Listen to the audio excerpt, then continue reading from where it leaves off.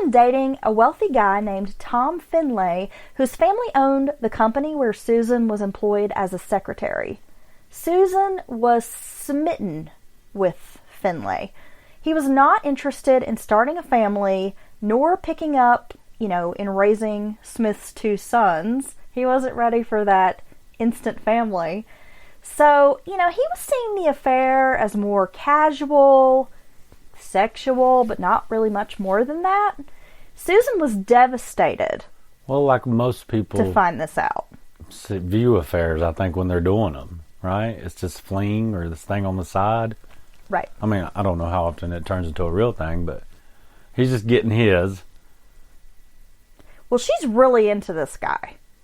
He's good looking. He's like the bachelor around town. He has money, comes from a good family, has a good job. He's kind of like everything that Susan wants in a husband. And we'll get into this more, but, kind of like her parents' ideal guy. Okay. So she's really latched on, but he's just not really feeling it. It was fun while it lasted. We could be friends. He gives her that old song and dance. Ends up breaking up with her. Well, if you didn't have 2 kids. And Susan, like I said, absolutely devastated by this breakup. She spent a lot of time obsessing over the relationship. On the day of the murders, and we're going to get into the murders here in a minute, Smith picked her sons up from daycare.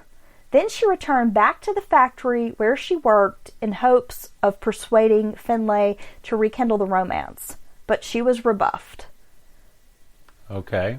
Later, she calls a friend who works at a local bar to find out if Finlay had stopped in for a drink and if he'd asked about her or mentioned her. Now she's got a little baby stalking going on. So her friend's like, yeah, he came in, he's here, but no, he hasn't mentioned you at all. Saddened by this news that, Finlay had not been talking about her, wasn't kind of feeling discussing their breakup with people. Yeah, because she didn't matter to him. Probably, maybe. She's pretty upset. She loads the kids up in the car to go for a drive. She thought maybe going for a drive might clear her head. She'd feel a little bit better. And she says she had to do some shopping at Walmart. However, later, employees at Walmart will say they do not remember anyone fitting Susan's description in the store at any time with 2 little boys. Yeah, you think somebody would notice. I know a lot of people go through Walmart, but, somebody notices. Woman, 2 kids, right? Well, as she leaves her home, pulls out of the driveway with the 2 little boys strapped in their car seats, it's the last time anybody's going to see these kids alive. By November 3rd, 1994, basically folding under pressure, Smith confessed to murdering her 2 sons, Michael Daniel Smith, who was born in 1991, and Alexander Tyler, who was born in 1993. I don't know how you do it. I don't know. We're going to actually play a segment from, one of Susan's interviews on TV that she's on this news program pleading for her boys, talking about what it's been like this 9 days without them. Oh, God. The same day is when she folds under the pressure. Wow. So 1 minute she's crying those, what are they called, crocodile tears? Crocodile tears. And the next minute, not so much. We're going to have to find out why they're called crocodile tears.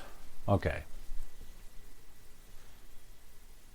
Susan and David Smith appeared on the 9th day on, as I mentioned, 3 major networks to do interviews. We just heard, a segment of that interview. Right. Susan said she was outraged, and it hurts that people speculate how she's involved in this disappearance. I mean, she's more concerned in that interview, basically like trying to act like, I can't believe people would say these mean things about me. Reflecting it back on her. Than caring about her missing children. It's about her, how she feels. Yeah. You have to be some kind of, I don't know if monster's the right word, but just a cold, uncaring person to be able to plead so many people's emotions, to plead to the nation and have all this support coming in, probably money, letters, people saying they're praying for you, and just not even care that you're lying through your teeth. So she sits down, conducts several interviews, and then a few hours later, she is taken to a church nearby for further questioning, because the police are kind of applying pressure every day, bringing her back in for an interview, calling her back in, hey, we need you to write this down. Right. Hey, can you come back and tell us this thing again? Yep. I mean, they're just keeping on. So when they take her to this church to conduct another interview, that's when she breaks down, admits everything. She begged a detective for his gun during the interview. She confessed she had submerged the boys in her car off a boat ramp. 120 feet from the shore, another water search is conducted, and 120 feet from the shore, the Mazda Protege is discovered. Wow. It floated way out there. This is so sad. Divers that were working the scene, the fella who found the car, said that when he saw the vehicle, the first thing he saw was a tiny hand in the window. Oh my God. And that he knew the children were inside the car. Wow. Yeah. Susan was allowed to write out a confession, and they wanted her to write this confession so she couldn't go back and recant. Right. Because every day her story had changed just a hair, a little something here, a little something there. So they had her write it down because they knew they could trip her up. Yeah, because that's why they've been bringing her in over and over and over. Her story's changing, and these small details getting changed around her. You can't keep up with lies when you keep lying and lying to trained professionals. Susan tells detectives she was suicidal and living in a veil of tears. Oh, poor girl. She was planning to kill herself and her children. She drove around about an hour in the car with the kids, then took the kids down to the lake. She parked on a boat ramp. She says she is, staring at the water. She's thinking about driving into it, but she stops herself. She lifts a parking brake, and then she sits there for a few moments, upset, all the feelings, and then she lets it down, and just as the car is about to hit the water, she jumps out and watches her two little boys disappear into the dark water. And that takes a minute for the car to sink. It ain't like it just goes straight down. That is true. Yeah, it did take some time. Yeah, it's probably she claims at that 3 to point 6 minutes. She couldn't get it. She just couldn't get the boys out of the car. Right. Yeah. Do you believe this shit? That she did all that contemplating and stuff? I don't think she did. I think she had a plan, and she went next. I could be totally wrong. I could be an asshole for saying it. I think she knew what she was going to do. Maybe not. Yeah, I think we should get into this after we finish the case. Okay. But yeah, I definitely agree with you. I think in some of these cases, you can feel some sort of, empathy, compassion, sympathy for these mothers. Not agree with them, but see how they ended up there. Yeah. Not Susan Smith. And like I said, we'll get into that here in a few minutes. The divers who find the car, they get the vehicle removed from the lake, with witnesses stating that you could actually see the little boys in the back seat of the car strapped into their car seats as they pull the vehicle up. Wow. And many, rescuers, detectives, law enforcement, emergency workers, the guy with the tow truck, people were like, this is something that you would never forget seeing. Right, and all those people see stuff every day. This is just an unforgettable moment. I'm sure.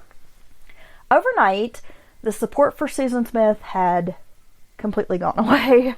People in Union, South Carolina were essentially forming a lynch mob, threatening her, cussing her as she made her way, to the courtroom.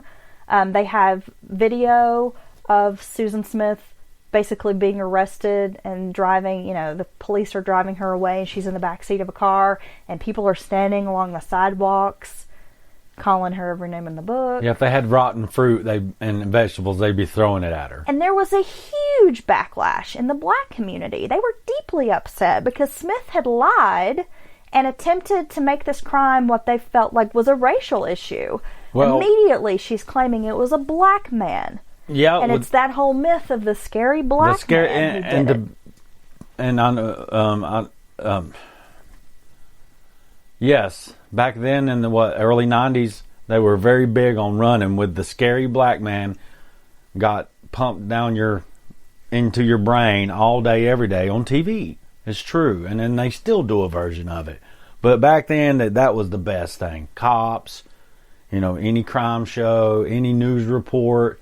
And that's why they ran, caught wildfire when this first came out. Was it the Michael Moore film, was it Bowling for Columbine, where he actually talks about, and he actually goes, I think, to LA and speaks with like a media professor, right, who talks about how there absolutely was this myth of the scary black man, right, and this hysteria, and all you heard about was like all these gangs and shootings, and they're standing on like the corner of like Compton Boulevard, yeah, and he's like, all you hear is how you're gonna get shot and killed here, and he's like, we've been standing here talking for like an hour and nothing's happened. Yeah, right, exactly. So that definitely was a thing.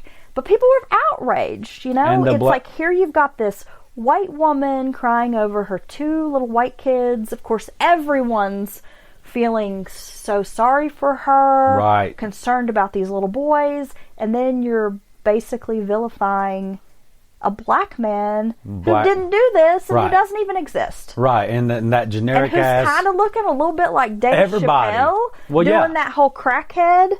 Yeah. Where he has a little toboggan on, he's like a little crackhead guy, little beanie. That, the drawing, the sketch kind of reminds me of Dave Chappelle, like as the crackhead. Oh, Tyrone? Is that his name? Yeah, he's like, you got some more of them Mountain Murders podcasts? I love Tyrone. No, but she gave a generic facial description. I mean, this was like she described a lot of black men. And the, communities of color were literally, the cops bit down pretty hard in that area. They were harassed outright.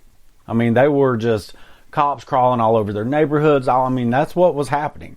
And all because this woman killed her kids and lied. This community is essentially being terrorized. Yes. Being profiled, being stopped. Yes. Roadblocks. Young men being stopped left and right and, harassed over and asked questions. Fake story. Asked where they're going, where they're coming to, from. All this because of a lying woman who killed her own kids. Yeah. So, yeah, that was a big element of that story as well that I remember. Well, let's get into a little bit of Susan's background. Susan Lee Vaughn was born September 26, 1971, to Harry and Linda Vaughn. She was the only daughter to this couple. Her mother, Linda, was a stay-at-home mom, and her father was a firefighter. They lived in Union, South Carolina, and of course, if I forgot to mention it in the beginning of this story, this is where the case takes place, is in Union, South Carolina. So Susan, born, bred there, basically lived there her whole life. Linda had a son, Michael, then Susan, then another son named Scott. The thing is, when Harry and Linda met, Linda was already pregnant with this child, Michael. So biologically, he was not Harry's son. Okay. Pretty quickly after Michael is born, Harry and Linda are married. They quickly have Susan. Now, the father, Harry, would fly into rages where he had threatened suicide. He threatened to kill Linda. He was an alcoholic. He, from what I'm reading and researching, believed his wife was like always cheating on him. Oh, that's healthy. He had some serious trust issues, and she had been pregnant with another man's baby when he married her. Just a lot going on in this household. Yeah, it sounds like I might not say toxic, but an unhealthy relationship. Yeah, he'd come home from work. It was always, who you been sleeping with today. Oh, so he's very insecure. Screaming, yelling, threatening to kill her, and of course doing all of this in front of the kids. So some domestic violence, really dysfunctional household. Susan Smith did not have a stable childhood, to say the least. Michael, her brother, would try to kill himself when Susan was only 3 years old. He had a lot of mental health issues. Well, yeah, and a household like that's not going to help it.